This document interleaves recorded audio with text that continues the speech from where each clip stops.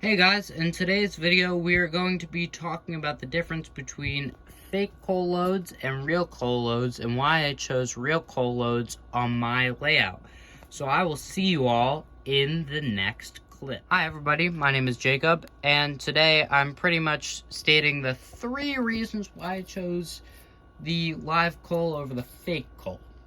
And then after that, I'm going to hook this car back up to the consist over there, and we're going to run some trains.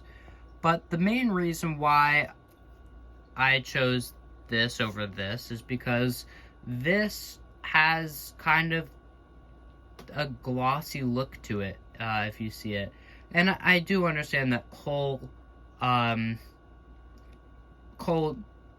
is glossy when you mine it, and depending on where you mine it, because I do have some coal in my backyard for I don't know why. But yeah, it can be glossy at sometimes, but when you take the coal dust and you add it into the equation, it doesn't have the gloss effect on it. Now, if you look over here into the live coal load, it may not be full all the way, but there's no gloss to it. There might be a little white piece in there, but that's not gloss. That's just a white piece that is probably from me working on my railroad. The next reason why I've chosen this over this is because this is way easier to get, or this is way easier to get out of the car because it's not stuck in. This is a lot harder to get out of the car, and it takes up precious time when I'm doing my operations. Yet, I still have to take these cars off the track, dump them, and then put them back on the track.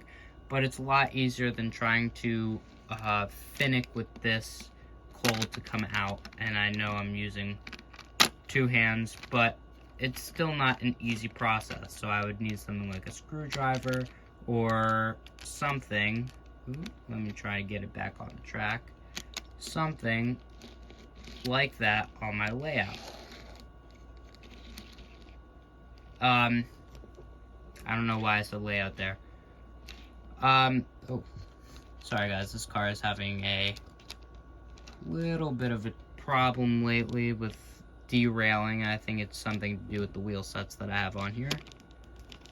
So, just stick with me for a second. Yeah, that's fine.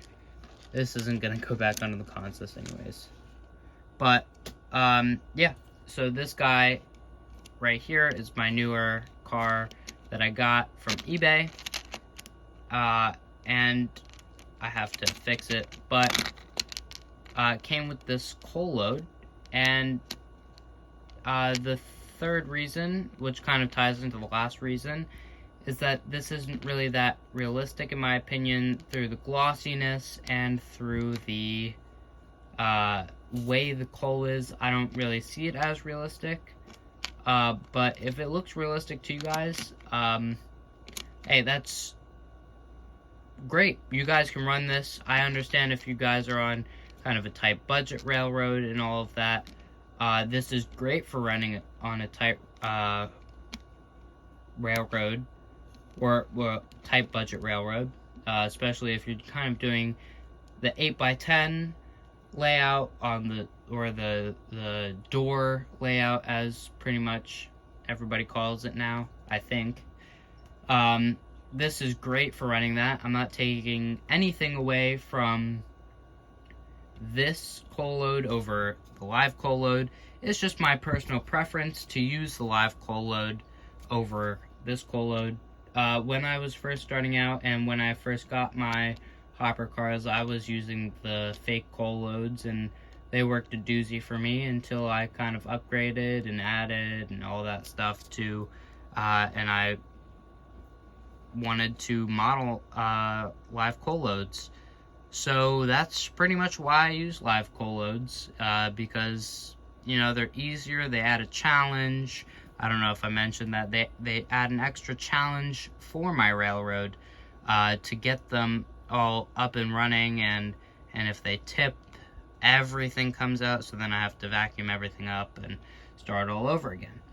So it just kind of adds a little bit extra difficulty to it, but yet again, I'm not taking anything away from the fake coal loads. It's just that this is my personal preference, and this is just another piece that I have, and if I want to use it, I can throw it in. If I don't, I don't. But this kind of just helps the car stay in weight and all that stuff. So I'm going to throw this guy back onto the train, and I'm going to put this guy off my layout because it's having a little bit of difficulty with a derailing problem. Like, well, I kind of induced that, but it's having a little bit of a difficulty with the problem of railing. And so I'm going to take this guy off and put this guy on the train. I'll be right back to show you guys the train running around the track.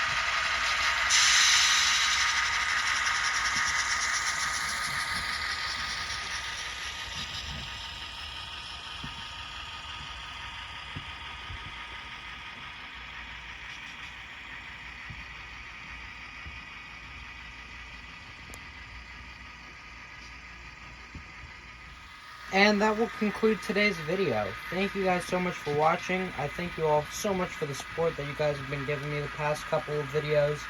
And, you know, just kind of past couple of days. I enjoy making these videos, and I hope that I can get more out to you soon. Thank you all so much for watching, and I will see you all in tomorrow's video, it seems like.